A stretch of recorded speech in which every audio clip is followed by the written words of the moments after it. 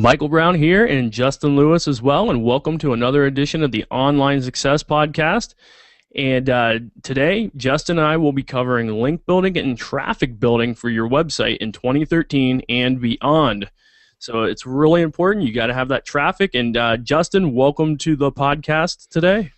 What's up, Michael, and what's up, everybody that's listening to the podcast? I'm really excited about this one because traffic is super, super important for your website. You have to have traffic in order to make an income online, and you just have to have traffic because that's what people are. And when you're building these links, what you're doing really is just getting someone to click on this link so that they can then come to your website, but it's also helping you out with the search engines and stuff like that. So I'm really excited about this one because it's super important for anyone that wants to ultimately make an income on the internet. So thanks for having me again, Michael.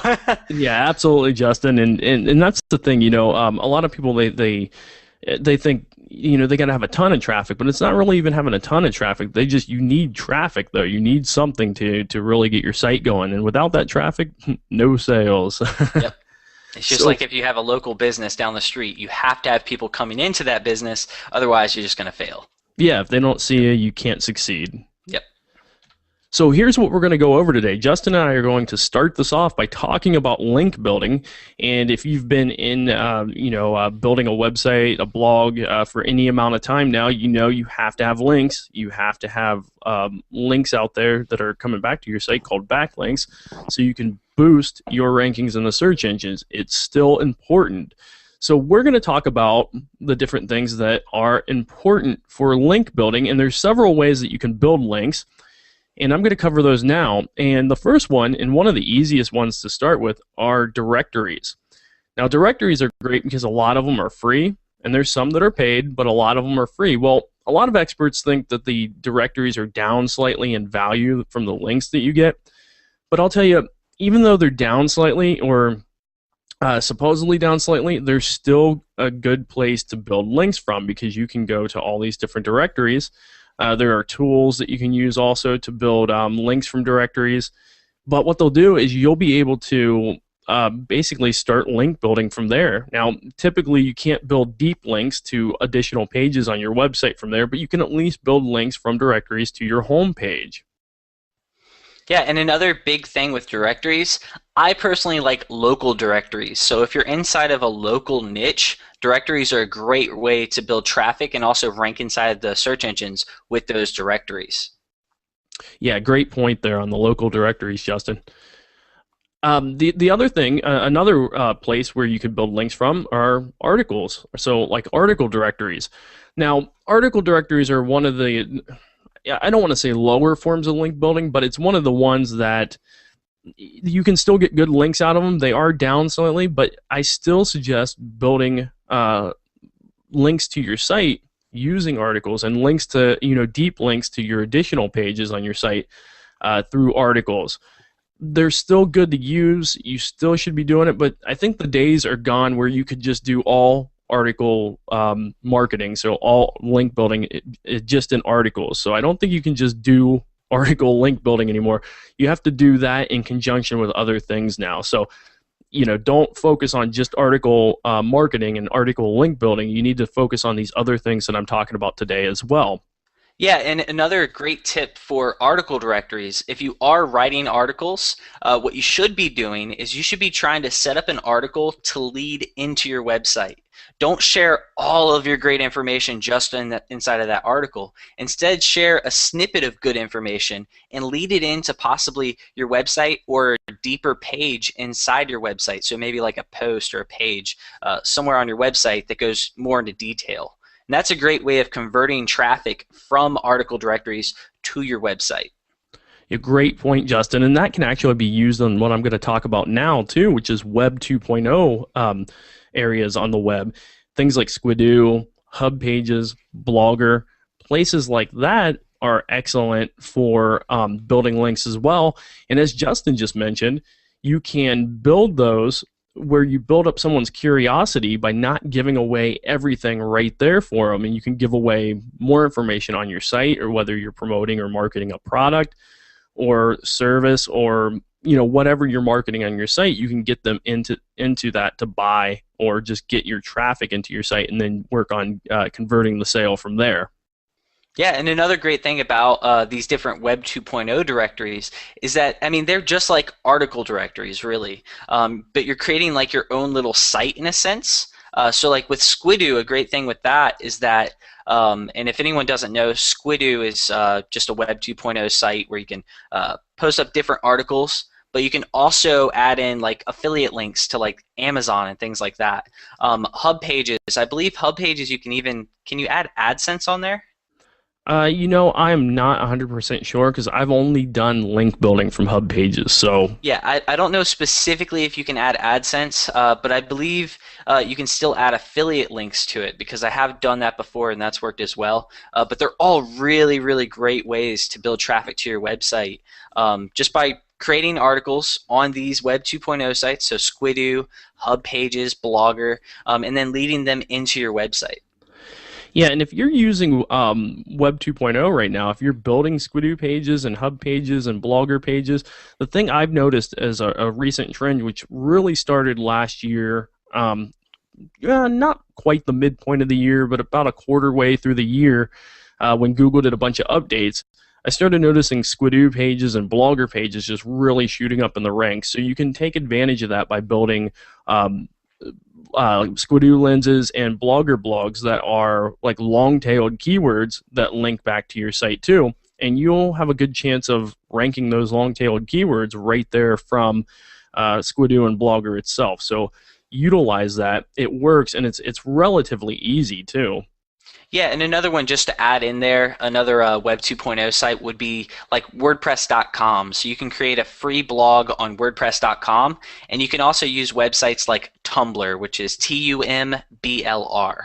And all of this information is shared on the resources page at nicheoptimizer.com/OSP5 for anyone that's listening.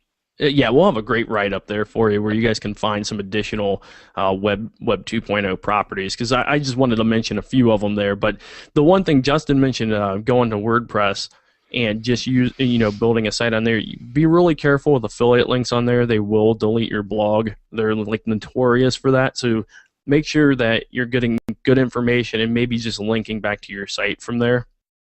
Yeah. You just really want to be careful on there. Otherwise, they'll just delete it, and then you're out whatever time and effort that you put building that. Yeah, most websites around the internet, almost every single website, if you're adding affiliate links, you really want to look into their terms of service and stuff like that, or maybe even contact them and ask, because affiliate links on other people's websites are kind of looked down upon. That's why you want to have your own website. We're going to be talking about that in just a little bit. Yeah, absolutely. Another great place, and now what you'll see, I'm going to be speaking about here, are forums. Well, forums aren't amazing for link building because most forums you don't really get a lot of link juice and such from having a link on the forum. But the great part about forums, just like other sites that I'll be mentioning, is that the traffic is there. Okay, if you're in a forum where there's traffic, where there's just a ton of traffic, and you are utilizing that. I just broke rule number 1 for running a podcast, by the way, Justin. I left my cell phone on, so hopefully that's loud into the mic there. It was just on vibrate, but sorry about that, everyone. Rule number 1 violated. And I'll jump in really quick with forums. If you want to find a forum for your niche, a great way to do that is just to type in something related to your niche and then just type in the word forum inside of Google. So like if your niche is in the motorcycle niche, you would type motorcycle forum or forums inside of Google. Yeah, great tip. Great tip. Yep. So make sure you're using forums. That word of mouth, just being around your niche market is going to help get that traffic to your site. So even if you're not getting a ton of value out of the links, you know what? You're still going to drive traffic. And I'm going to be in another slide coming up. We're going to be talking about social networks and such, and building links there as well, but not so much for just building links, but because you're getting in front of that market. But anyway. Yeah, and so another thing that has taken a huge hit before I go on, if you're not familiar with it, a lot of the automated link building services, the blog networks and things like that, some of them still work slightly, some of them work quite a bit still, but it's just a matter of time before some of them that are not done correctly will get shut down. So I don't really recommend using a lot of automated link building stuff anymore. I Yeah, know. I personally, I started using automated links in the very beginning when I started around 2010, but then I started dying away from it because I just saw all the. It's a lot of spam. You're really just spamming the internet with most of those services out there. And what's going to happen is that's going to be dangerous for your website. Google's going to give you a big backlash on your website. They're going to be like, dude, you're just spamming the internet trying to get links. So a lot of those automated services, I don't personally trust almost any of them, but there are a few out there that are still okay. It's just, I don't know how long they're going to be okay. Yeah, and that's the thing. And right now, the thing is, a lot of people come in, they look for that shortcut, but I really, until you get your feet really deep into the water and you know exactly what you're doing, I don't recommend really going into the whole automated area anyway. So I would focus more on just learning about link building and getting your links out there and learning how they help promote your site, how they boost your site up in the rankings, and you can visually see those rankings increase, and then you'll see that you're doing things correctly. I mean, that's exactly how I learned. I didn't have anyone over my shoulder going, this is definitely going to improve your link, your website, your keywords in the search engines. I just had to experiment and learn things. So, when you're brand new, learn how to do it the right way, build up, and then maybe look for those automated sources at some point. Yeah, and another good thing to know is that, a lot of people do look for shortcuts and they think that automated links is all they need for their website. It's just really dangerous when people do that. So the next one that we're going to be talking about, which is answer sites, and Michael's going to introduce that one. That one's a great, I personally think answer sites are one of the best places to start building backlinks or start building traffic to your website anyways, because it's very, very easy to do and you can do it immediately in a short period of time. Yeah, Justin. I mean, with answer sites, you're absolutely right. You want to build them. You want to get those links in there.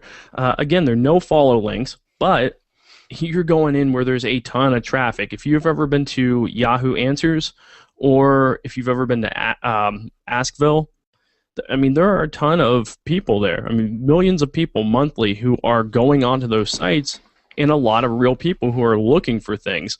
So you can answer questions on there, get that link out there in front of them, and get that traffic to your site. Now, the thing you got to remember is answer their question truthfully, and again, get their curiosity pumped, get them peaked, Yeah. and get them over to your site. So make sure you give a good, definitive answer, reference the source, which is your site, and get people over to your site. But if you Yeah, give them just a one sentence answer, sorry, Justin, I know I cut oh, you you're off fine, there, you're fine. but if you give them just a one sentence answer that doesn't really answer their question, guess what? It doesn't matter if you have that link there. They're not coming to your site. Answer their question. Make sure that you give them a good answer that is going to help them. Think about their well-being before yours. And here's a tip with answer sites, something that I personally have done and I know that works. A great thing to do is if you're answering a question and it relates to your niche, if it relates to what your website is about, so if you have a website, what you could do and what I personally think you should do is create a page or post on your website also answering that question in more detail. Because when you add your link into these answer sites as a source or a resource, what happens is the URL of your website is then listed. So if you just link them right to the front page of your website, that they may not want to click that. But if they see that you have a page and the URL looks like it's going to answer their question in more detail, that's a great way of building traffic. Yeah, great idea. Great idea. I like that. Well, I mean, I really do, because then, they're going right to that page where they're going to get the rest of the answer or another part that makes sense to it. So they're more likely to convert. It's very targeted traffic.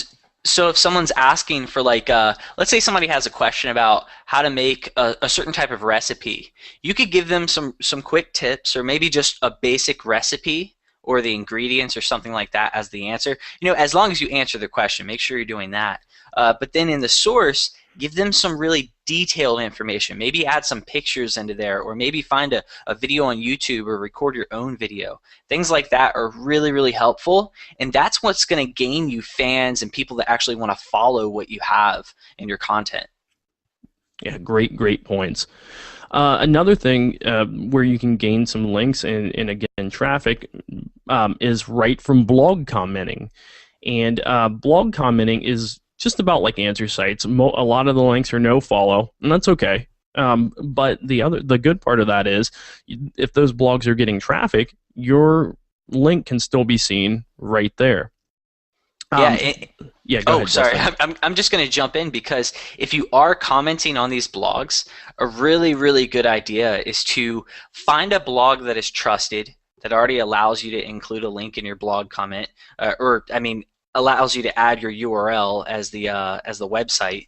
Find a website that allows you to do that, or a blog that allows you to do that, and then try and see if you can become like the first person to comment on the blog after a blog post is posted. So if a post is posted today, try and leave a comment today, and what will happen is you'll be higher in the listings, so that future people that then come to that blog or that website, they will see you high in the listings, and they'll be much more likely to click on your link.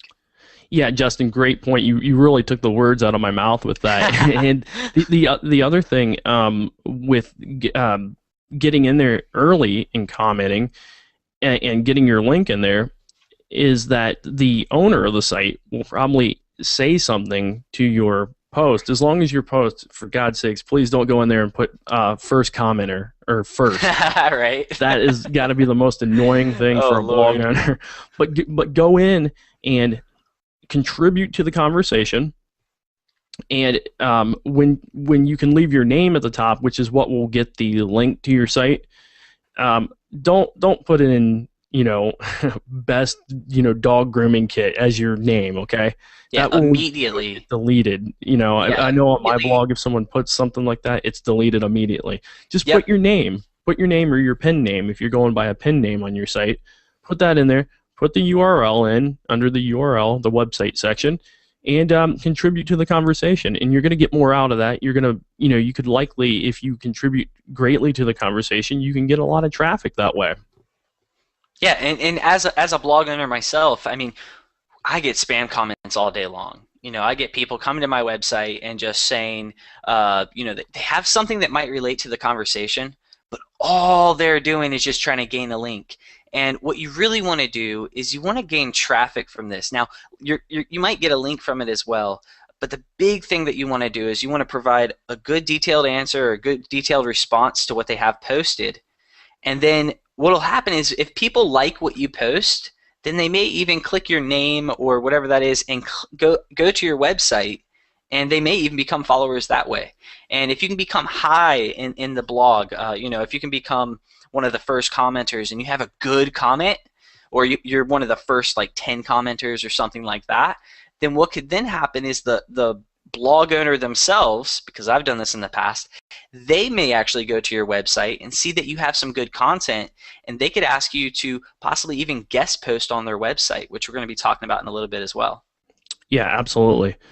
Another place, or another thing just to mention in link building that is still important, is making sure that you're including anchor text. But here's the key. You can't just use 3 or 4 different variations of your anchor text anymore. That's going to look like spam. Search engines like Google and Bing even now will not really count all of your links if all of them say, whatever keyword you're trying to rank for. So if all your keywords are, let's say you're trying to rank for dog grooming, okay, just another example, and all of your anchor text coming back to your site is dog grooming or best dog grooming or something like that, you're going to get flagged, okay? It's just common sense. But if your anchor text is varied, you have 25, 30, 50 different versions of the anchor text coming back. So you have different variations, including your website URL as your anchor text sometimes, click here as your anchor text sometimes, because think about it. People who are always naturally linking to your stuff, a lot of times we'll say click here or check out the site here, check this out here. They're not going to actually just throw in your anchor text for you all the time. So vary your anchor text as much as possible, and focus on that. So while you're getting stuff out there and you're building good, legit links, make sure the anchor text isn't always the same. Don't always worry about using anchor text. Again, make sure sometimes you just use the website URL. Yeah, and for anyone out there wondering what anchor text is, it's really just the link itself. So whatever words are being used as the anchor text is the anchor text. So for example, when you see the word click here and that's like blue and it has an underline on it or something like that, then the anchor text for that link is click here. Yeah, and I think we have some, don't we have some examples set up or something at the site, or maybe we can include that into the podcast page itself too, to kind of give people a little idea. Yeah, we have it inside the marketing dictionary. So if anyone wants to go to the marketing dictionary to learn about these different terms, you can go to nicheoptimizer.com/dictionary. And if you go there, you'll be able to find all the different terms and stuff like that that we mention periodically. Yeah, great. Yeah, just go there. Justin has a great write-up on all kinds of different terminology to really help you out. And if you're brand new and you're lost and you really want to look up more of that, go there and you'll be able to access that. Yep, same thing with backlinks. I have a really, really good write-up that's been shared a lot about backlinks up there as well. So yeah, that is really good, man. Really great write-up there. Another thing to think about is all other link building you're doing. So wherever else you're going to get link building from, it's all about the same. Follow what I'm telling you here about anchor text, and make sure you're just linking, but make sure, again, you're not spamming. Okay, if you're in a place where it's a public area, make sure that you're contributing to the conversation.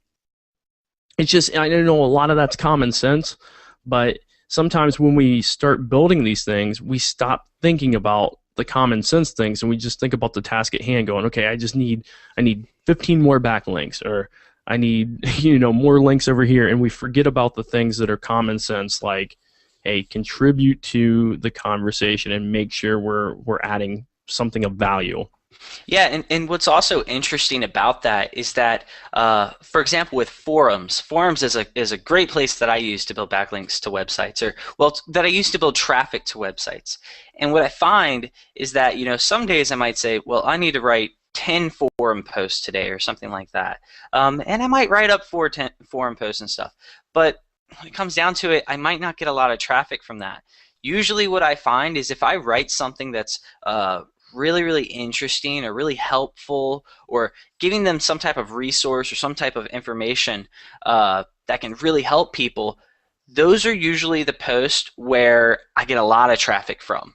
So if you're going to be posting anywhere, make sure you're posting good quality content. Again, we're going to be talking about that in just a second, but it's really important. You want to have good content wherever you post. It doesn't matter where it is. It needs to be good content. That way it can lead into your website, and people are going to be more likely to actually click the link and then go to your website. Great points. Great points.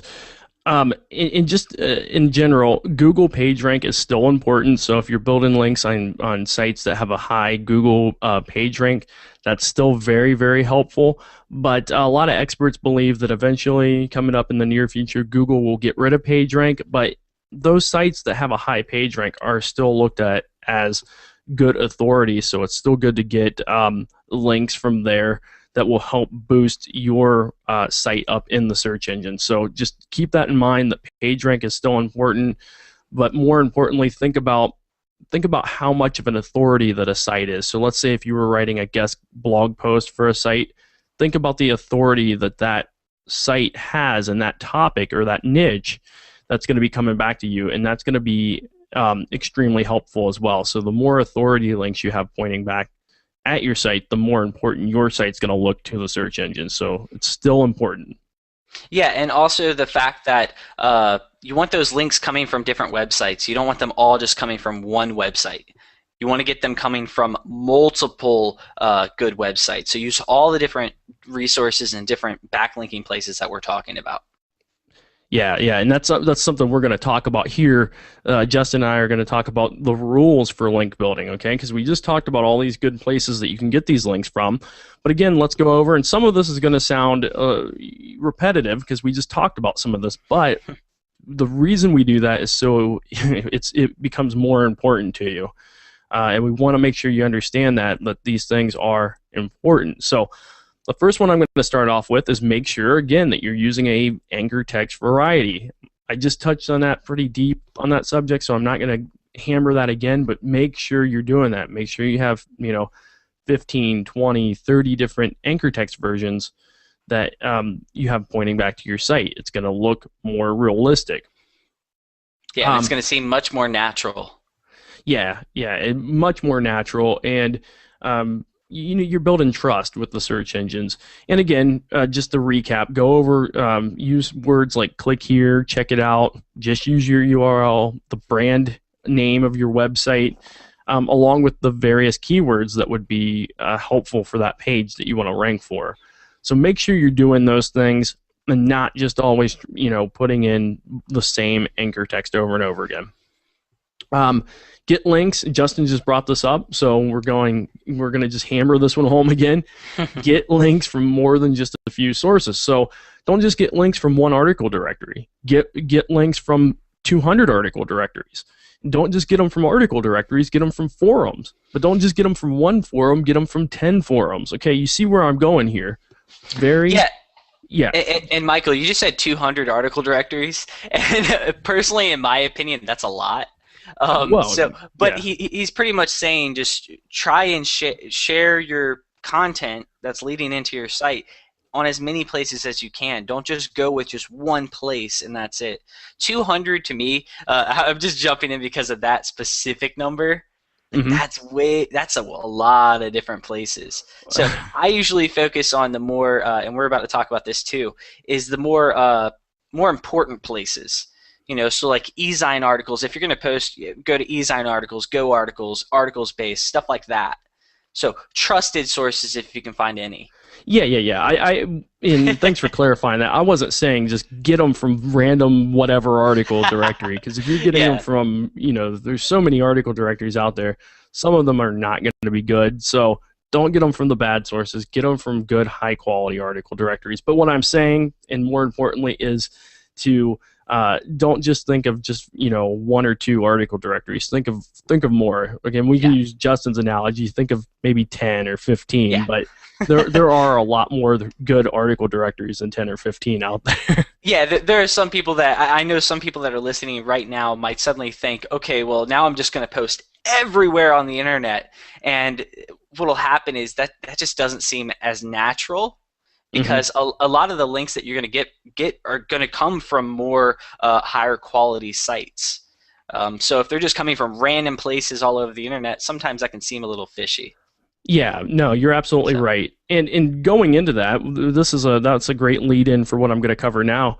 Get your links from safe places. And what I mean here is just like Justin just mentioned, don't just get them from wherever you can and start throwing content out there on terrible places on the net.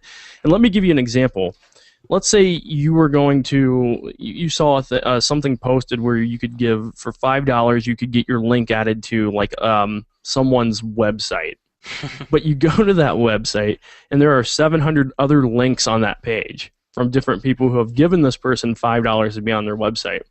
I'll tell you, that link is not going to be worthwhile to you, and it might even be damaging to your site because it might get flagged as a spam and make your site look like you're getting terrible link sources. Yeah, and another thing is that don't post on unrelated sites as well. So don't go to forums. Like if you're in the motorcycle niche, for example, because that's one that I'm really into, and you're in the motorcycle niche, don't go to a dog grooming or dog training website and just try to get backlinks from that.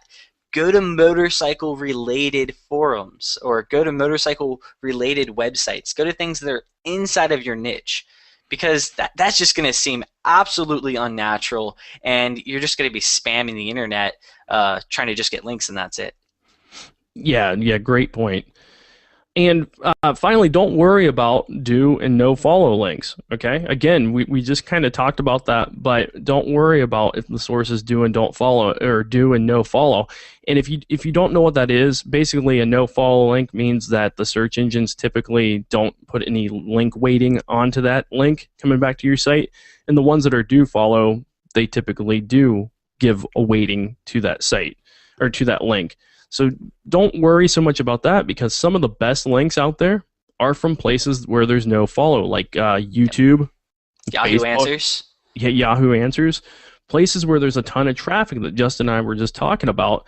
You can get a lot of traffic from. So don't worry if it's a no follow. And to go deeper into that, do you think a search engine would look at your site and think, and if they looked at your link profile and all you had were all do follow links, do you think that they might think that's suspicious in some way? You know, I do. Just jumping in on that one and everything. I think that's. I mean, imagine seeing 1,000 do follow links and then maybe one no follow link. That's yeah, just so unnatural. and it's just not consistent with how it typically would work. And I see a lot of people who obsess that, well, why should I link here? It's a no follow. But don't think like that. Change your thinking. Get your links out there in the high traffic areas as well, even if they're no follow. Okay, so this is kind of, it says what I am focusing on here. Well, I guess a lot of you aren't seeing the screen, but if you're watching this on YouTube, I got a little phrase up on it that says what I'm focusing on, but this is kind of what Justin and I both are focusing on. Number one, writing and creating, not just writing, but creating great, unique content. And Justin, do you just want to recap real quick for everyone what content is? Go deeper into that. Yeah, content doesn't just specifically mean writing. Content could mean writing in text. It could also mean doing a podcast or doing something in audio, just like what we're doing now. It could be you creating a video and putting that up on YouTube or on your own website, as well as just creating images or having someone design images or infographics. So everything is really content. And what you want to do is you want to create really, really good content for your niche, whatever it may be. It doesn't have to be absolutely amazing every single time, because not everything you write is going to be amazing. I mean, a lot of the stuff I write is just really just to help maybe a few people that might be interested in that. But every once in a while, I'll write something that is extremely, extremely helpful, and it's shared all across the internet. And what you want to do is really focus on getting people to share that content. Yeah, and that's a great point, Justin, that not all of your content will be great. Not all of it will be 100% unique. There's going to be pieces that maybe other people have, but make it yours. Make it as close to yours as possible, and the more of you put into that, the better. So, for instance, if you come to one of my sites, you're probably not going to find the exact same stuff that you're going to find somewhere else. I've got unique things that I add to my writing or to my images that make them personal, but also make them mine. So you're at a unique site when you come there. Going on, one of the other focuses that Justin and I both have, and Justin's amazing at this part, and I'm actually getting decent at this too, is social media. Just getting out there on social media, getting your links out there, but not just getting your links out there, but interacting on social media for not just traffic, but communicating with people, sharing with people, and answering questions even, because that traffic's going to end up coming to your site. And if you answer their question, how likely do you think they're going to be to come to your site at one point when you put up a link, sharing your expertise? They're probably going to be like, oh, okay, I'm going to go check this site out. Yep, and another great thing about social media is that if you're on social media, meaning like Facebook, Twitter, I even include YouTube as social media now, Google Plus, all of these different networks, if you're on there and you're actually being active, then people are going to see that, and that's going to give them more trust. So if you're on social media and you just throw up a Facebook page or something like that, but you never touch that Facebook page, maybe you touch it like you post a status update once a month or something like that, they're just going to be like, this guy is not active enough. People want you to be active, even if it just means one post a day on those social networks or one post a week at minimum. That's what I suggest.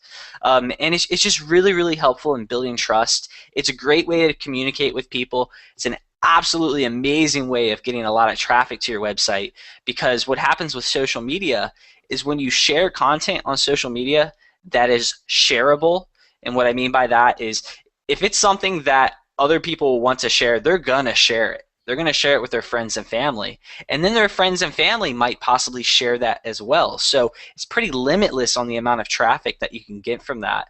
And it can be super, super helpful for your website. Not only for just traffic, but also like rankings. Because Bing, for example, is really, really pushing Facebook. So Facebook likes and shares are really helpful for ranking in search engines like Bing. And it's also really good for ranking inside of the new Facebook graph search. And then Google's really using like Google Plus, and they're also integrating things, I believe, like Facebook likes, comments, shares, things like that, as well as Twitter tweets. So this may be super confusing for people out there that don't know much about social media, but it's a great thing to use. You want to be using social media because it's amazing when people actually share your content and they get that out there to their friends and family, because it can go really, really far.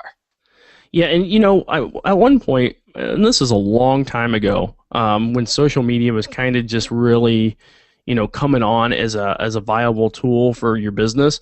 I used to look at social media as you got to do a lot more work to, get something out of it. But I actually found out that's not the case. It's actually less work by interacting on social media, because it's not work at all, first off, but it's less work overall, because you're putting stuff out there that other people are going to see anyway. And it took me a little while, but once I learned that, I was like, oh wow. And I've actually had some studies that I've done where I've been off of social media for about a week, and it wasn't intentional. Like, I didn't want to be off of social media for a week, but I was very busy with a lot of crazy life circumstances going on, and I was away for a week. And I actually looked at my traffic over those weeks on a few of my sites where I have social media at, and I saw a large dip in the audience that came to my website, and a dip in the sales as well. So social media people, they do click your ads, they do buy things from you, and if you're not using social media, you're just simply missing out. Yeah, and another thing, the biggest excuse that I ever get, and I recently heard this actually like 2 days ago from someone, and I probably hear it like every few days, really. The biggest excuse that I hear from people is that, well, I don't have enough time to use Facebook. I don't have enough time to use Twitter and stuff like that. But really, it takes like a minute. It takes a minute to post up a status update, even if it's not amazing. Just posting something on your Facebook page related to your niche is going to keep your page or your Twitter account or anything really. It's just going to keep that interactive. It's going to keep people knowing that you're still there, that you're still active. And it only takes a minute. That's it. Yeah, and Justin, about that as well. I know the other day we were talking about this, and I don't know if we were on a podcast or if we were just talking, over Skype or whatever. Mm-hmm. But you have had days where you literally just send out a few updates right from your mobile phone, right to your fan page or to your media page or your Facebook page, and get traffic from that and a ton of comments as well. You can update your Facebook page, for example. You can update that anywhere. You can update it on your computer, so your desktop. You can update it on a laptop, on your phone, tablet.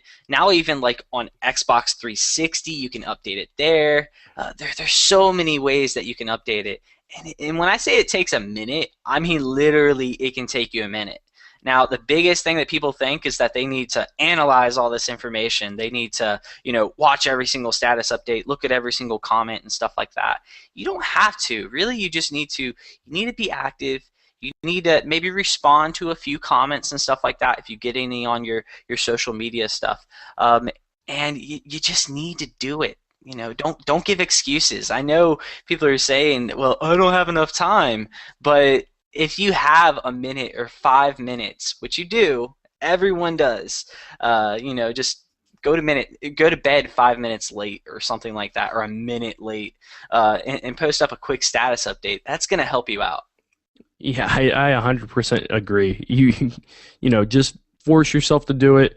It does not take a lot of time. You'll spend a lot less time doing that than you will link building, I guarantee Oh, it. yeah. And this goes without saying, but what we've been talking about with the social media and forums and places like that, on YouTube and answer sites and things of that nature, focus on where people are. Focus on where they're hanging out at. Focus on communities. And if you're getting out there, you're participating in those communities, you're getting your links out there, you can build traffic from that. So we want to stress that point. And Justin and I just spent quite a while there talking about social media, but that's where a lot of people hang out at. Use it, utilize it, build your traffic and sales from that. Yeah, and also, like when we talked about forums earlier, forums are really, in my opinion, forums are an early form of social media, because that's where that's where everyone was. And people are still on forums, but they're really, really getting into social media too. So wherever people are, that's where you want to be. You want to spend most of your time on places where people are actually communicating with you. People are actually responding to what you have to say. That's where you want to be, because those could potentially be your followers, the people who click on your ads, the people who buy products that you promote and things like that. Or if you have your own product, that's where people will, they'll actually trust you and buy your product. Yeah, and speaking of just sales from social media, it definitely works. I ran an experiment, and I will probably post this somewhere inside of nicheoptimizer.com at some point. But I ran just a basic, just an experiment I wanted to run.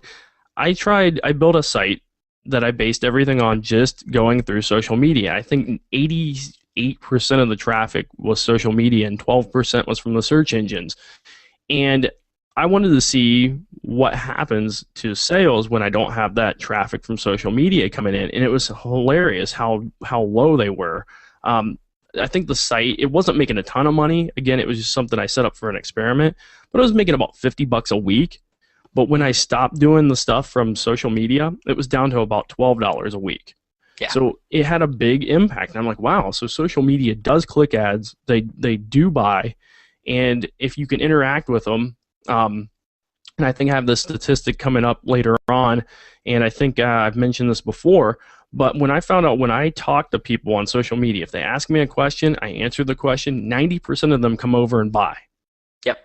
Killer stat. I can't think of anything else that you can go, hey, my return on investment here, this took 2 minutes of my time, and it got me a $100 sale or $20, even a $20 sale. Yep, and another big thing about that is when you respond to somebody on one of these social media platforms, other people are then going to see your response. So let's say you respond to somebody asks a question about something, and you respond and you go ahead and include a link back to your website inside the comment or something like that, or the status update. Then what happens is anyone else that sees that could then also click on that link. So you may have helped one person, but at the same time, you could help multiple people. And that should be what you're focusing on all forms of link building and traffic building, is really just helping people out. You don't want to just help one person out. You want to try and help as many people out as you can with your response, with your answers, with your status updates, whatever it may be. Yeah, and as Justin mentioned earlier, focus less on tons of link building, but still do it. But focus more on getting it from good sources. So link building from good sources, less on, hey, I'm going to get this out to 1,000 article directories that are low quality. Okay, less on that, more on bigger, better sources. Yeah.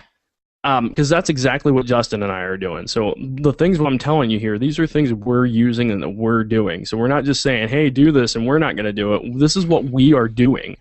We're doing it every day. And again, going back to the social media, that's where Justin hammers most of his time at, is social media. Yeah, I have entire websites that, I mean, I can build a website. That's the great thing about social media, is that I can build a website today and get traffic to it today. Not like, a few visitors, but hundreds of visitors. And that's what you get with social media. With other forms of traffic, you may have to work really hard at it. You may have to respond to a lot of things, post a lot of things. They're still great. They're going to help out your website. And in my opinion, they're going to probably convert higher. But the great thing about social media is that you can get a lot of people to see your stuff very, very quickly, almost instantly sometimes. I can post up a status update on some of my Facebook pages, for example, and get immediate clicks. I'm saying within like 3 seconds after posting it. You can't do that anywhere else that I know of. No, no, especially not with a brand new site. Yep. Once you're ranking for all kinds of keywords in the search engine, sure, you might get that kind of traffic, but no, not immediately like with a new site. So social media it's hot and it's still growing. I mean, it's not letting off. Like we're not at a plateau yet where it's going to start dipping. It's still climbing. So finally, to cap off what we're focusing on, when you're doing link building, focus on where the traffic's at. Okay, I know I'm a broken record. I've repeated that like 10 times now. Justin's probably repeated it 10 times. Yeah. Focus on where the traffic's at. Your links become more important. Okay, whether or not it's a do or no follow doesn't matter at that point because you're getting it in front of people, real people who will come to your site. Yep. When you build traffic, you want to build backlinks. That's the way I view it. Exactly. So I don't even view it as building backlinks, really. I view it as just building traffic, and the additional thing that I get, the little bonus, is a backlink. Yeah, that's a good way to look at it. So what we talked about earlier, too, we made mention in the last couple of podcasts, Justin and I have kind of touched on this subject, and we're going to, again, every week you're probably going to hear this from us. Build great content. So why should you build great content? Well, again, putting great content on your site, whether it's a video, whether it's images, whether it's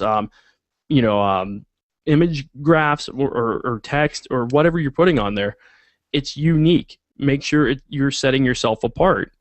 Putting out that great content is going to make you stand out in a crowded sea, and people want to read good stuff. They want to read unique stuff. They don't want to see the same thing every single time. They want to see, they want their answer. So if like someone were to go to Google and type in, how to get callus off your foot or something like that, just random. But of course, if they come to your site from that, you need to answer that basic question, right? You need that basic question answered for them on there.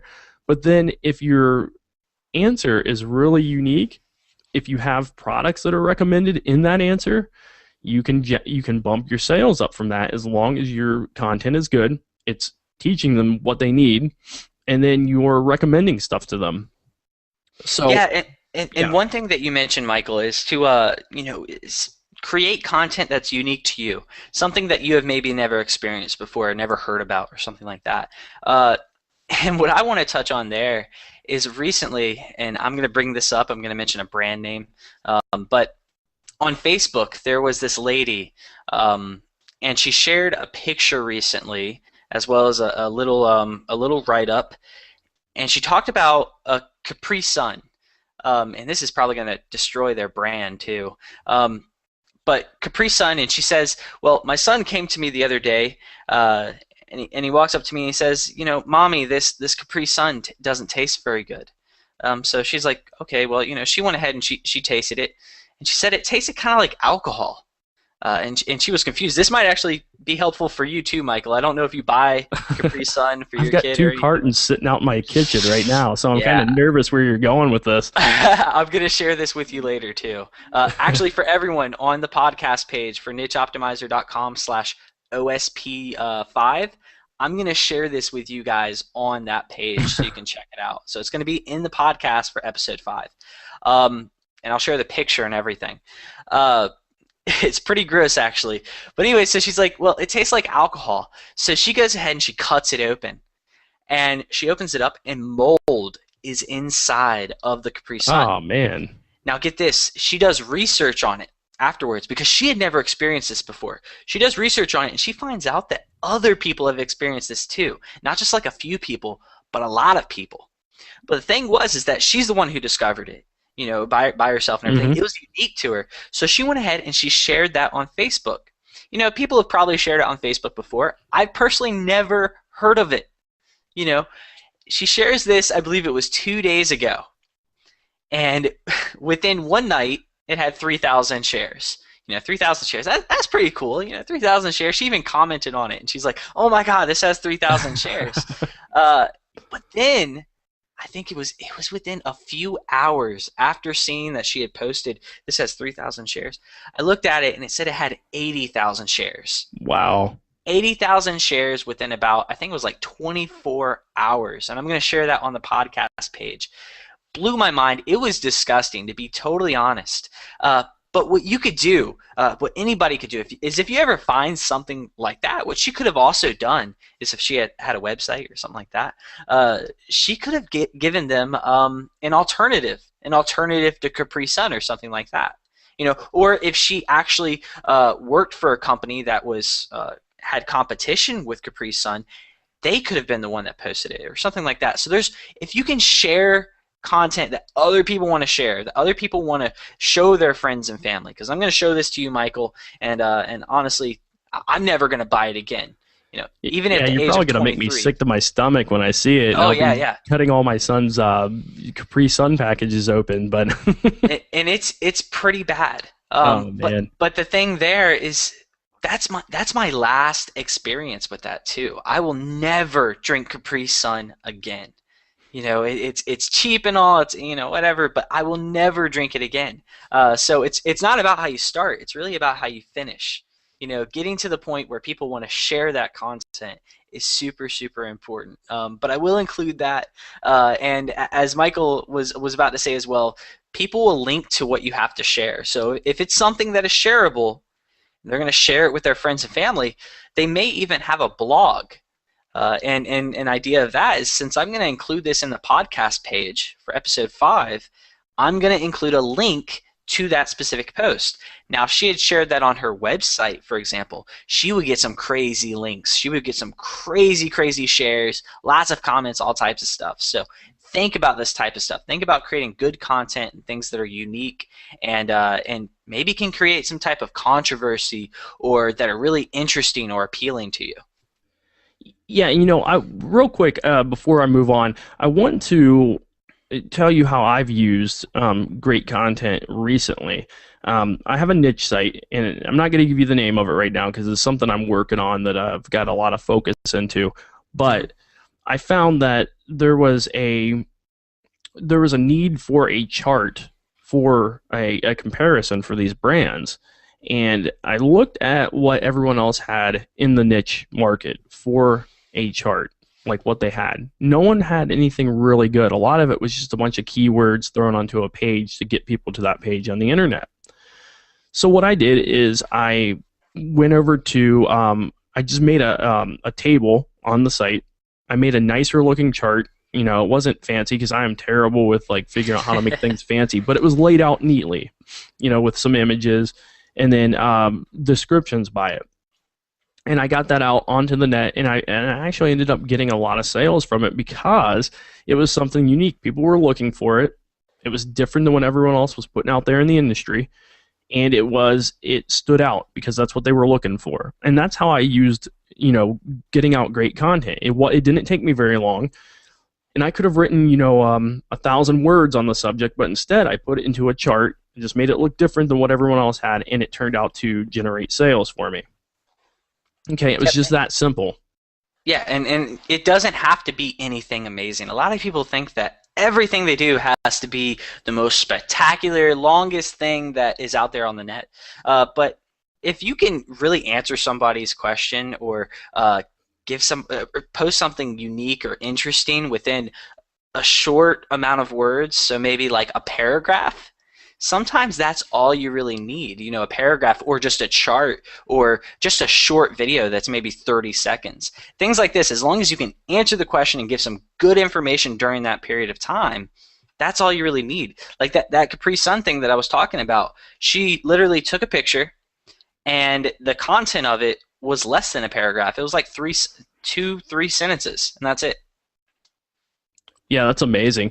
Well, Justin, too, the other thing is sometimes if you're writing and you're putting too much writing on there, people will, I'm not reading all of that. So sometimes it's counterproductive to put large, volume of content on a page. So yeah, we're in a fast world. I mean, people that are listening to this podcast, you might not even have time to listen to this whole podcast during your ride to work or whatever it is that you're doing. Which is Justin's fault, by the way. I just want to throw that in there. Exactly, because I keep jumping into everything and go really into detail. Yeah, you're giving great stuff, though. So, this one's going to take an hour, but whatever. What I'll probably do anyways is I'll probably cut this into 2 snippets. So I'll probably half it, something like that. Just to make it easier for people to be able to check out. Maybe they want to listen to one podcast or watch one YouTube video today, and then maybe another tomorrow or something. Right. Yeah. Yeah. So let's go ahead and we'll go on to and in some of this we're gonna just touch on real quick because we just talked about all this, but let's touch on it again to instill this into your mind. We want you to go away from this podcast today and use what we're talking about because it's going to help you.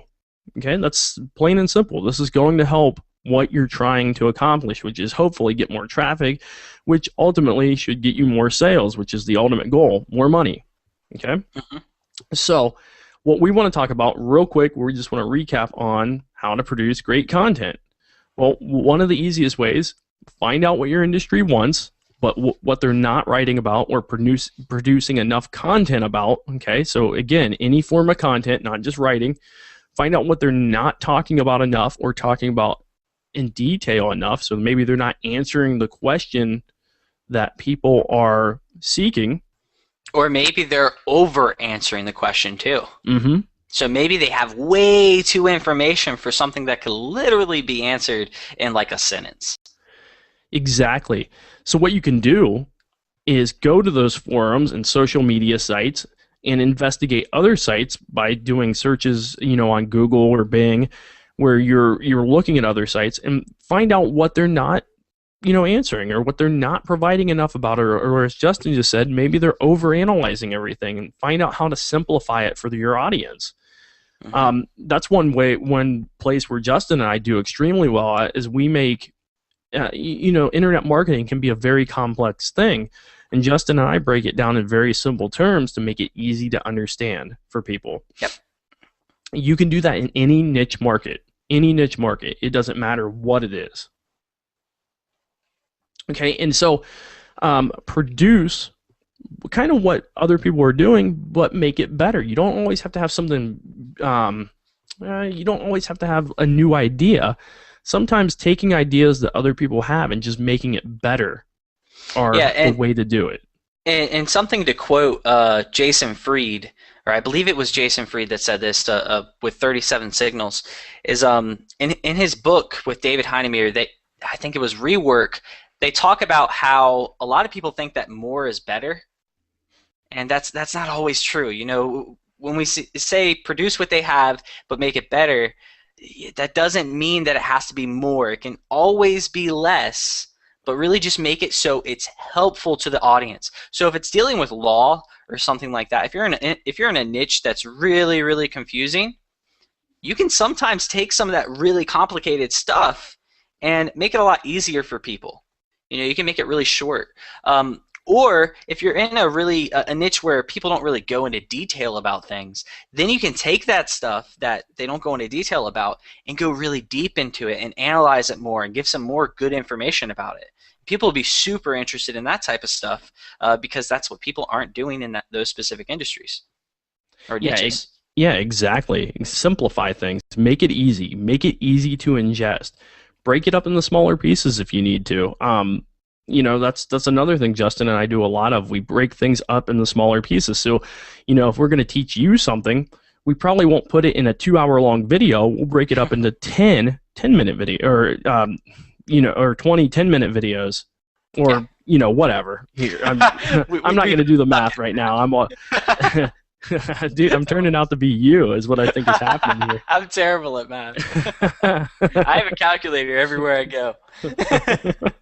It should be, the correct measurement should have been 12 10-minute videos for 2 hours, but okay, so I'm just going to agree with I that. feel better now. But so anyway, Oh. put time and effort and make it as helpful as possible. Make it easy, make it helpful. The length doesn't matter. It doesn't matter as much as the value of what you're giving.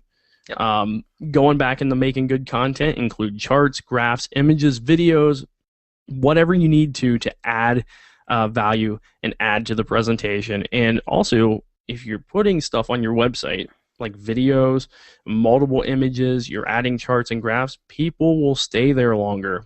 Do you know Yep. what that equates to? The longer they're at your site, the more likely you can get them to click on to an advertisement or find other additional topics that you've written about and end up, going into one of your affiliate products that you're promoting, or your own products if you're promoting your own products. Yep.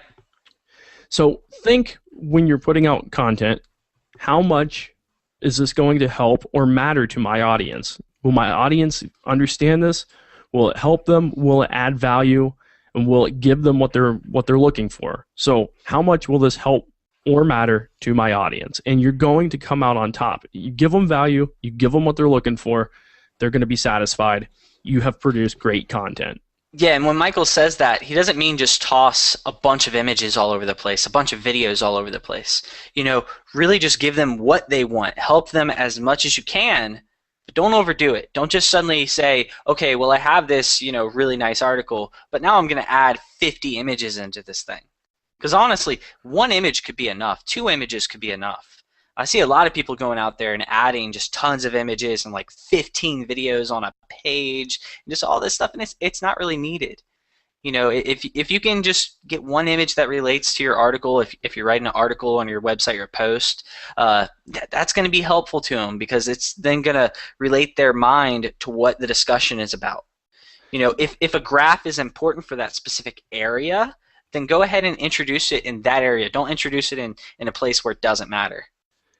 Yeah, and that's a great point. Yeah, and I've seen sites do that where they will put on like 20 images, probably because they're trying to get traffic from like Google Images and Bing Images and things like that. But it's really counterproductive in the long haul. You might get some extra clicks, but what are they coming for? So they come to view a picture? No, you want people to come to view your content. You want people to come to view your content and obviously, hopefully, go on and buy something or click an ad. Yeah, the only time I would say to do like 20 images or something like that is if you have a list of like 20 of the nicest landscapes, or 20 of the best Xbox 360 games, or 20 of the best motorcycles, or something like that.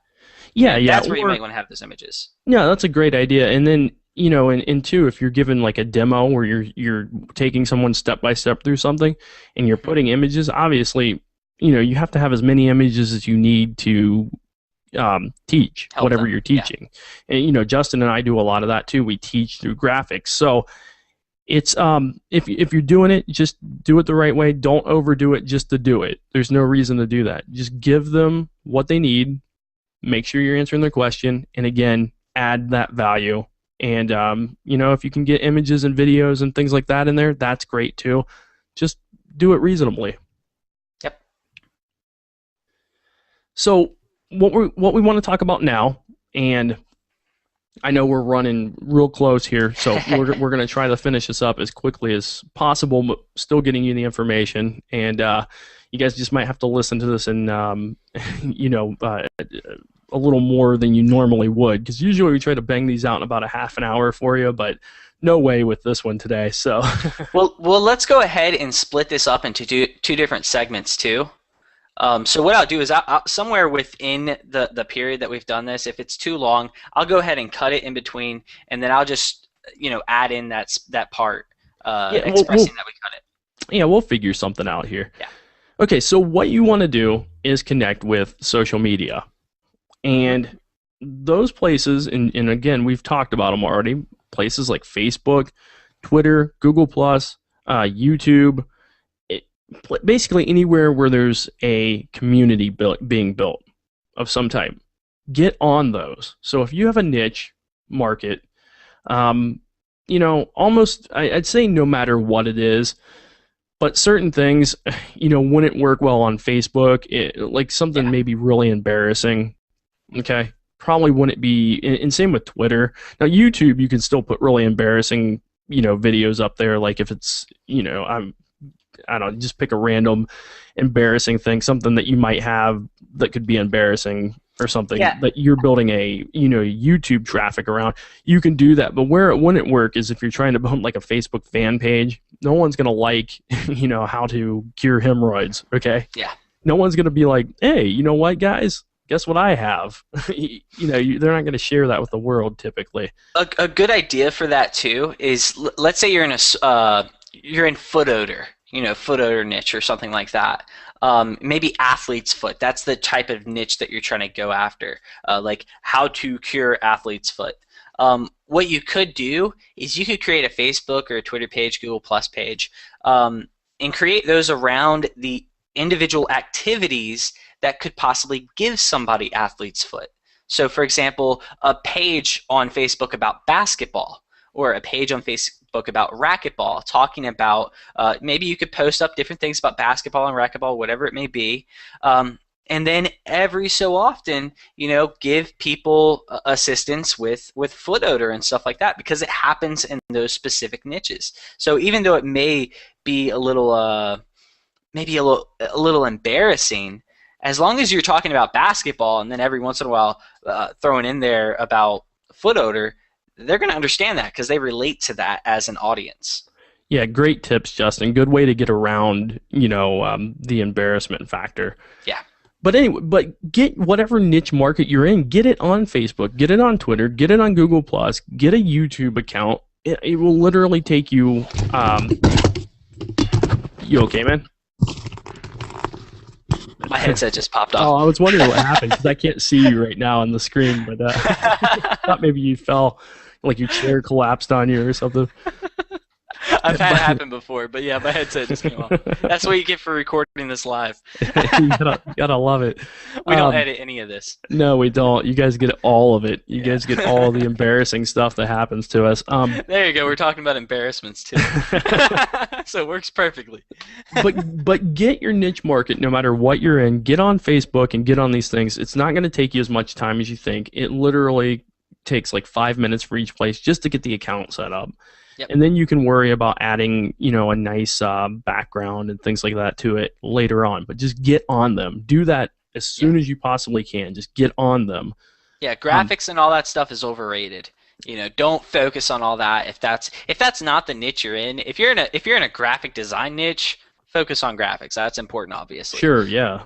But if you're in a niche that doesn't deal with that type of stuff and it's just giving people solutions or something, just give them a solution. It doesn't matter, as long as you have an image that's related to whatever it is, that's going to help them. Or you don't even need images sometimes. As long as you can give the words, that's all you really need. Yeah, and worry about the cosmetics later. Once you get it established, worry about that stuff. Then you can go, okay, I want to make this look better. Then make it look better. But don't stress about that in the beginning. And that's a huge mistake that a lot of business owners make, is they think, let's go ahead. I'm going to go ahead and I'm going to start a business today and all this and everything. So in order to start my business, I'm going to go ahead and get a really, really nice logo, and I'm going to spend $1,000 on this logo. And then I'm going to put that logo on a business card, and I'm going to spend $1,000 on these business cards. But they waste all this time on that stuff, and that cosmetic stuff, like Michael's saying, it doesn't matter that much in the beginning. You can have all these beautiful things, but if you're not actually getting out there to people, then it doesn't matter. Yeah, and that takes us right into the next point. Interact on the social media areas whenever possible. Rather than worry about cosmetics now, worry about interacting with people. Worry about the cosmetics later. Social traffic, again, is still rising, still growing. It's not going to plateau for a very long time, in my opinion. It looks like there's quite a few years left before it actually reaches a peak. And again, personally interact with people. 90% of people that I personally interact with, and I don't mean on the phone, I just mean on through email, through Facebook, through Twitter, YouTube, people who find me on there and interact with me, about 90% of them go on to buy something. Okay, Yep, pretty. and that's true. I get about the same statistics. When it comes down Mhm. to it, if I talk to somebody and solve their problem, they're going to trust me. And that's a huge, huge thing. Trust is big on the internet because there's not very many people you can trust on the internet. Well, and There's a there's lot of. Go ahead. I was going to say that not only are there not a lot of people you can trust, there's not a lot of people who take the time out to interact with people, and that's all Yep. it takes. That's all it It, takes. Eventually, all businesses will have to learn that in order to increase profits and things like that, if you're not interacting with your potential clients or your potential buyers, you might lose out on a lot of your sales. yep. And that, And it's just one of those things where, like with a big company and everything, a reason a lot of big companies might be having problems right now is because they're not responding to people. Because I mean, I hate sending emails to big companies because they'll never respond, hardly ever, unless I'm somebody big. So in niches where I'm somebody, like in gaming and motorcycles, a company will respond to me within like a few minutes, maybe a day or something. But in niches that I'm a nobody, people aren't going to respond to me really. They're really just going to be like, whatever. So if you're that person, if you start out and you start responding to people, that's really, really going to be helpful for whoever's trying to contact you, and they're going to trust you more, and they're going to be much more likely to buy or click your ads, buy the products that you promote, all types of different things. yeah, absolutely, Justin. Great point there.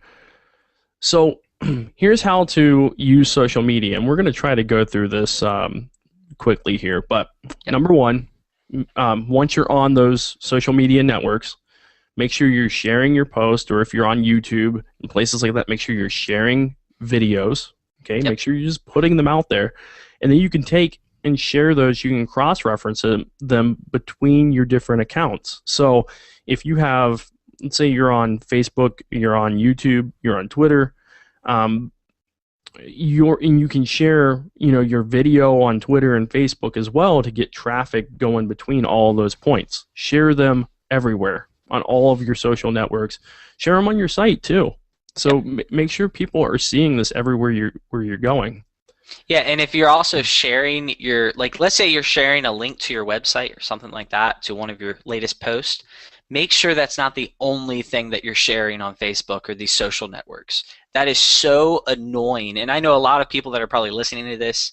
If you've ever been to a Facebook page or a YouTube channel or something like that, where all they're doing is promoting to you and just trying to bug you by saying, go to my website and all that, it gets really annoying.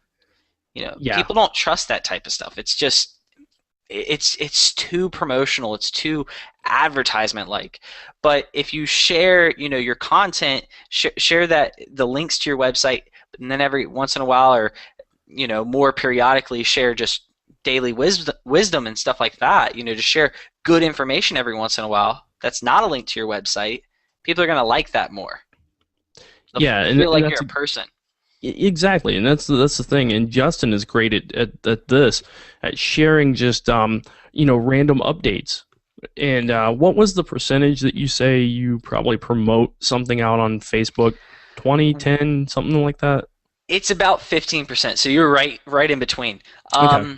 About 15% of my posts on Facebook or on when I create a YouTube video, when I post something on Twitter, wherever it may be, about 15% of my posts are more promotional. Now, there's also about 15 more percent that are semi-promotional. They're not Mhm. promoting a post that has affiliate links on it or anything like that, but they're promoting posts that are just helpful in some way, which could then lead into the other content. So about 30%, one out of every, I suck at math, like really bad, one out of every three or something like that may have a link to my website. But it's not as often as a lot of these other guys that I see. They link to their website every single post that they post. I'm going to unfollow them. I'm going to unsubscribe. I'm going to unlike their page. And it just gets really annoying when people do that. So if you can kind of, wean it in there, just a little bit every once in a while, that's going to seem much more legitimate, much more natural. You're going to seem like a person. Yeah, and just to kind of, I know we've already mentioned some of these things again, but ask people's opinions on your on your social pages. Like you can put up a poll. I mean, that takes like Yep. 5 minutes to put up a poll using, let's Facebook, for instance. You can put up a quick one.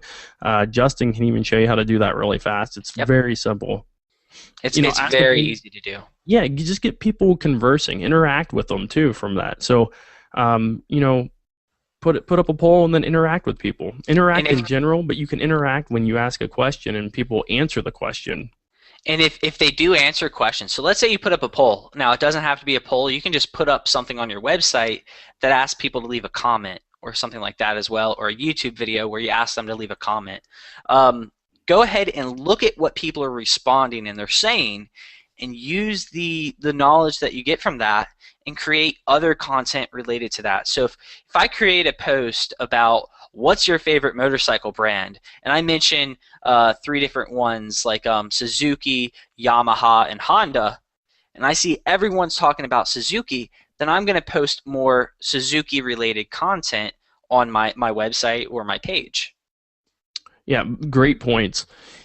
And if you've never built a fan page before, Justin actually put together a really cool fan page report. If you go to nicheoptimizer.com/FFPR, Hmm.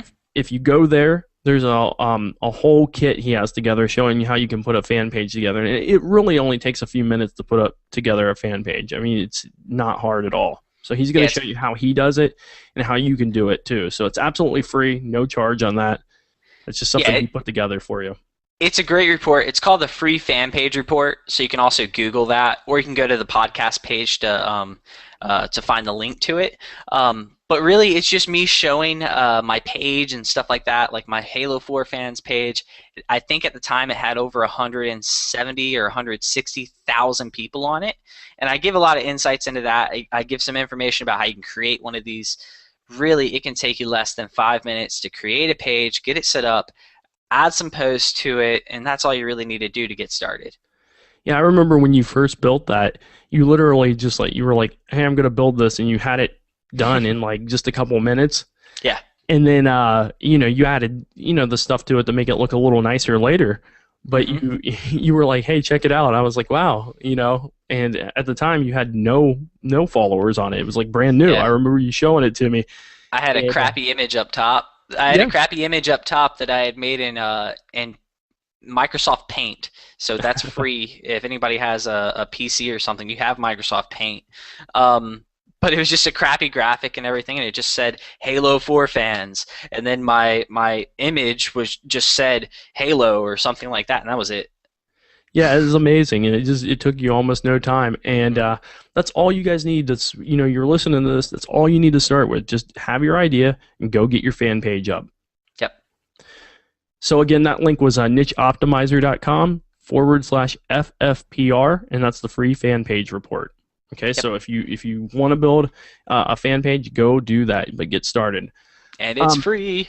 it's free. We're gonna jump into guest blogging. Now we've talked a lot about this stuff already, so again, we're just gonna bullet point these basically.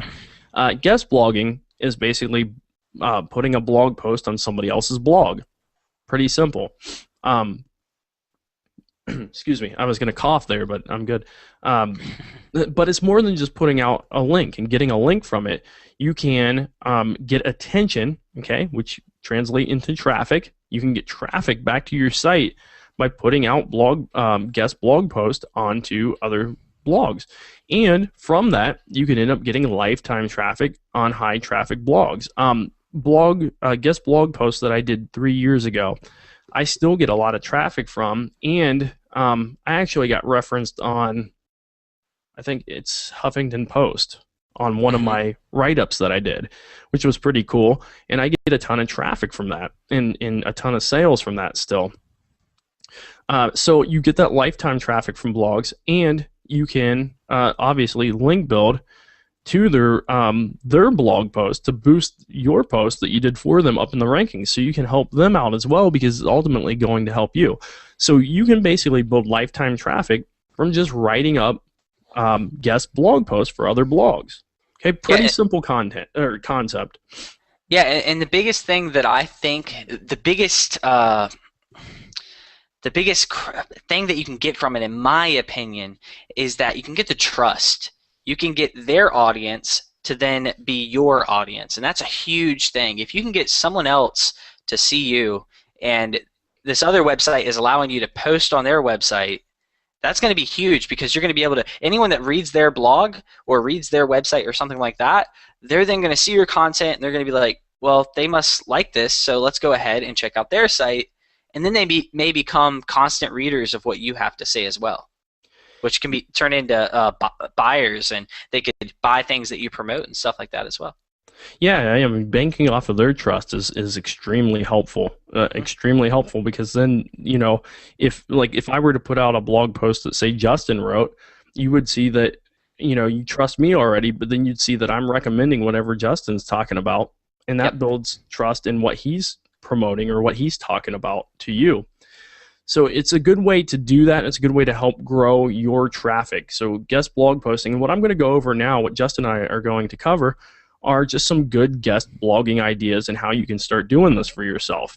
hmm The first thing is to, what I do when I write a guest blog post, I go ahead and I write it, and I do it in in Word or in Open Office, whatever you're using. Or if you're using, I don't know, what do you use if you have a Mac? I don't even know. Well, I use Google Docs for everything. Oh yeah, you can So just do everything in Google. you can write it in Notepad. It doesn't really matter where you write it as long as it's there. Yeah, so just write out the post and get it out there, get it done. Make it, whatever you're writing about, put some time, put some effort into it, and really make something that is unique. And think of it as if you're putting that content up on your site. Because what you don't want to do, you don't want to just slap something together that you're like, well, I wouldn't put this on my site, but I'm going to put it on this person's site Yeah. because it's not, it's not going to benefit me. Think of it differently. Think of it like this, that if you can wow their readers and you can wow the blogger that you're going to, ask if you can put this on their site, they're going to be more likely to put your stuff on there. And then once it's on there, they're going to be more likely to promote that out to their email list or to their, out to their, social media and places as well. So make sure you're wowing their readers. Remember, make good content, or great content in this case, and help wow them and help get them in. So let me give you a quick example. If you were to write about dog training again, maybe write about a specific kind of dog training, like outdoor potty training for your dog. Okay, so that way, if the blog owner had a site that was maybe more general about dog training and they didn't have that article or that content on their site, they're going to be more likely to put that on there. And in doing that, you want to just basically avoid topics that they've already covered in detail. So if they've already covered, outdoor dog training or potty training for dogs, okay, maybe write something else. So don't keep just rehashing what they have out. Like, for instance, that would be like if I wrote an article about affiliate marketing and gave it to someone who's already talked about how to do affiliate marketing 400 times, they're probably not going to want that content because it's not going to be real unique. It's not going to help add something new to the conversation.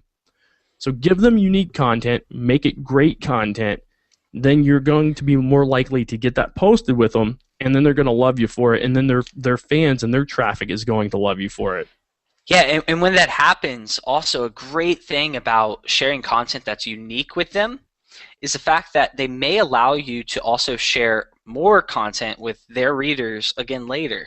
So this may not be a one-time thing. If you can find somewhere where they're going to allow you to post a guest blog or a guest post, then they might let you do it again. They might let you do it in a month from now, or even like 2 weeks from now, or something like that. So if you share content today, that doesn't mean that's the end of sharing content.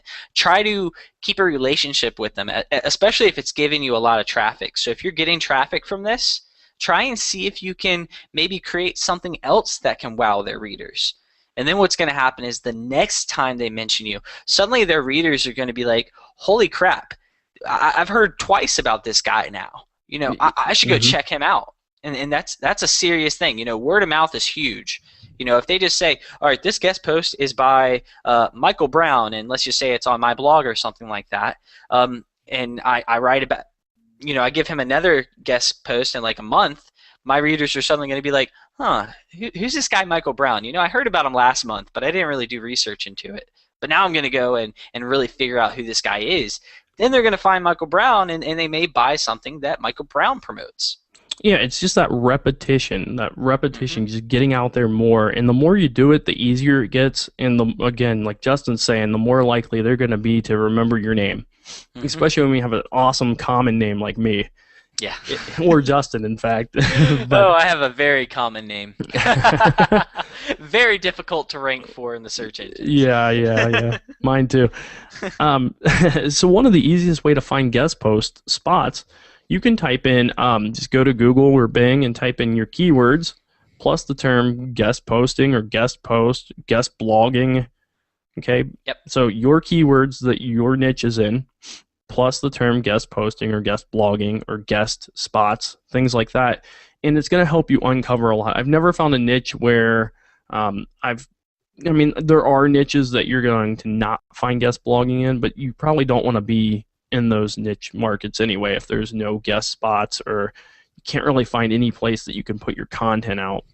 Yeah, and another thing too, just because a website doesn't say they allow guest posts doesn't mean that they don't allow it. If someone comes to me and they say, I have some really good content I can share with your readers, I'm going to think about it. I'm going to think about sharing their content, especially if they present that to me and it is something unique and something interesting that I can share with my readers. So that's important. Just because it doesn't say that they allow guest posts doesn't mean they won't allow it entirely. You just got to talk with them. You got to contact them. Yeah, that's a great point, Justin. And thinking of that, I know for me that I don't advertise that I would take guest posts on my blog on michaelsbrown.com. But if somebody came to me and they're like, hey, I got this really cool blog post, check it out, and if you like it, can I put it up on your site? I'd read it, and if it's good and I think it's going to help my audience, you know what? I would probably consider putting that up. I would probably do it. Yeah, and I've actually done that with nicheoptimizer.com, the blog. I've actually shared other people's content. They just come to me and they just say, hey, I've got something that I think your readers would like. I've posted that up there on our website and said, this is by this person, and I gave them a link back to their website too. So really, a thing that you want to do, another good idea, is try to be and I'm going to say customer. Customer does not mean that you have to buy from them. A customer, in my opinion, the way I'm talking, is that you have to communicate with them in some way. Respond to their blog posts that they already have. Leave comments and stuff like that, informational comments. If you can find a blog post on their website, maybe a recent one, and you can give some good feedback and they respond, when they respond, they're going to see your name and they're going to think about your name. So next time you email them, they may be like, well, that guy shared some really great content with me, so I'm going to go ahead and think more about this. Yeah, and a lot of people like ambition too. So if you're getting out there and you're very ambitious about getting someone's attention, a lot of people like that. Like I know there's a lot of people that if they weren't ambitious, like Justin, for instance, when I first started talking to Justin, if he wouldn't have been ambitious and he would have just came to me and said, hey, I'm putting this out or whatever, and I'd be like, okay, fantastic. But he was very ambitious about it. He was excited about it too. So yeah, I'll get a lot of people that come to me too, even now. I know I first came to you, Michael, and everything, and that's how me and Michael, we kind of met just by just communicating with each other, and then we became business partners and stuff like that. But I get a lot of people that come to me all the time, and immediately the first thing that they say to me is, hey, I've got this product and everything. You want to promote it? Some crap like that. People hate that. We hate that as marketers, as bloggers, as website owners. We don't want to promote something just random. We want to have a conversation with you first. Go to these people and actually maybe just share some good information with them first. Say, hey, I found out this really cool thing and everything, and it helped me out.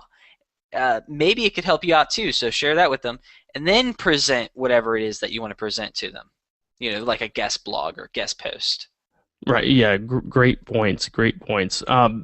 Let's move on to the recap and just kind of give everyone just a general overview again.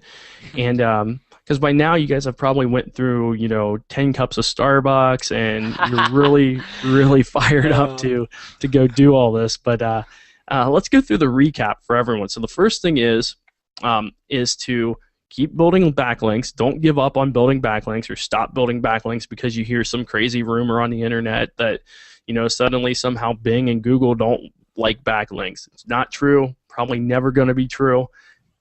Keep building links. Get them from different sources. So the key word from that to take away, diversify, diversify, diversify. So make sure your links are diverse. Get them from various different sources. And if you want to, don't even focus on building backlinks specifically. Focus on building traffic, because when you're building traffic, you're also building a backlink. So if you put more thought into traffic, that's going to make you, you're building a backlink at the same time. Yeah, so absolutely. Really focus on traffic too.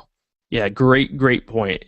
So focus on the traffic zones, and I know again that's something we've hammered over and over, but it's true, and it's going to help you make more money, and that's what we're here for.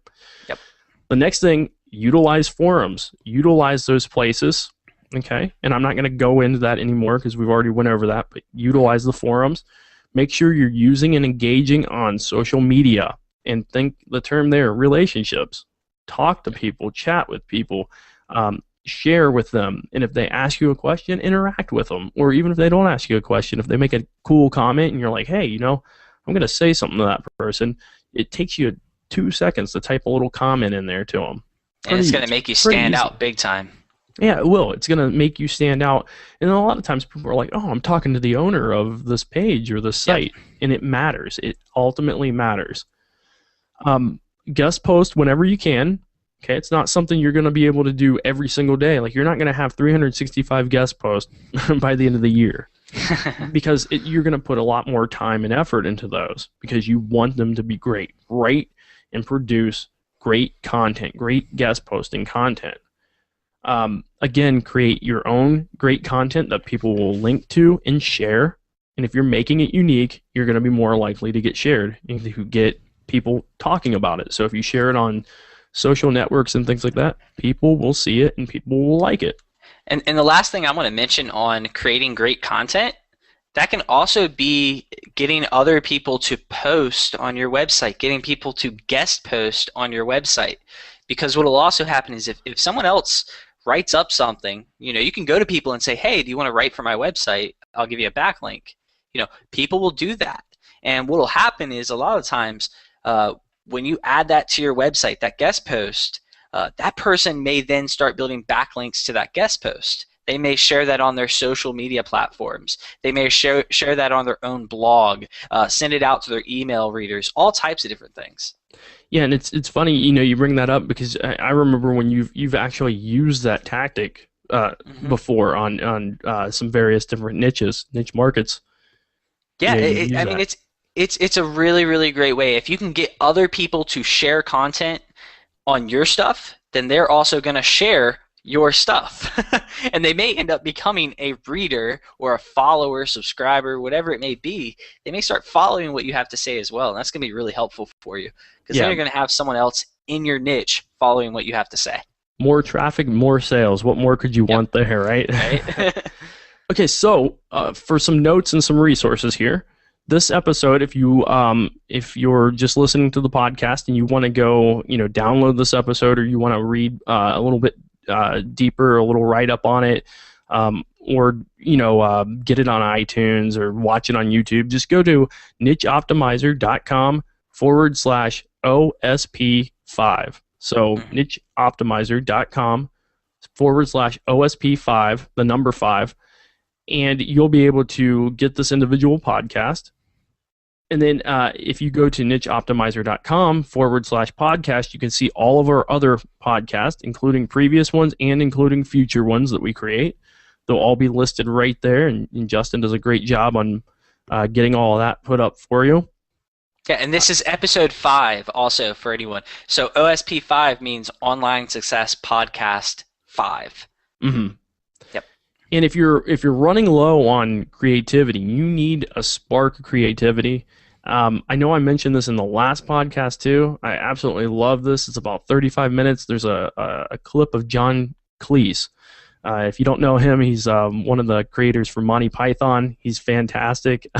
Even if you don't like Monty Python, he gives a 35-minute presentation about how to conjure up creativity. And let me tell you, he's one creative person. So if you want to learn about creativity, check this out. It's if you go to nicheoptimizer.com/y -u-searched, you'll be able to see a write-up that I actually put together about making money online, but then there's an area about creativity. You'll be able to watch that video on there. It's a fantastic video. It will help put you in that creative zone. Sometimes what we just need. We need to get in that creative zone to create good content, and it's just a little bit of creativity that can spark that.